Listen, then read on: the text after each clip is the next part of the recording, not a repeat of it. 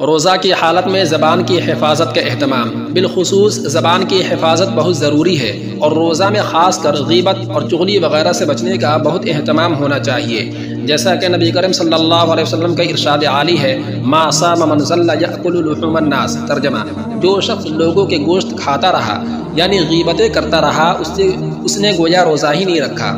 اب سوال یہ ہے کہ کیا غیبت کرنے سے روزہ ٹوٹ جاتا ہے؟ جواب عرض ہے، روزہ کی حالت میں غیبت کرنے سے روزہ کے اجر و ثواب میں کمی آتی ہے، روزہ فاسد نہیں ہوتا، روزہ نہیں ٹوٹتا۔ روزہ سے تندرستی میں اضافہ، روزہ سے جہاں روحانی فائدے ہیں وہیں جسمانی بھی فائدے ہیں، یعنی روزہ جسمانی صحت کا بھی اہم سبب ہے۔ چنانچہ نبی کریم صلی اللہ علیہ وسلم نے ارشاد فرمایا، اغزوا تغنموا وصوموا تصحوا وسافروا تستغنوا، ترجمہ، جہاد کرو، مال غنیمت حاصل کرو گے، اور روزہ رکھو، صحت مند رہو گے، اور سفر کرو، دوسروں سے بے نیاز رہو گے۔ محترم ناظرین، روزہ بدن کی زکوٰۃ ہے، جسم اللہ تعالیٰ کی عظیم نعمت ہے جس سے انسان ہر وقت فائدہ اٹھاتا رہتا ہے۔ جسم کا ایک ایک عضو اس قدر قیمتی ہے کہ ساری دنیا کی دولت بھی اس کے مقابلے میں ہیچ ہے۔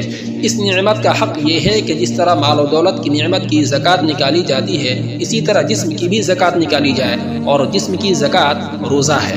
نبی کریم صلی اللہ علیہ وسلم کے ارشاد ہے، الصیام نصف الصبر وعلی کل شیء زکوٰۃ وزکوٰۃ الجسد الصوم، ترجمہ، روزہ آدھا صبر ہے اور ہر چیز کی زکوٰۃ ہوتی ہے، اور بدن کی زکوٰۃ روزہ ہے۔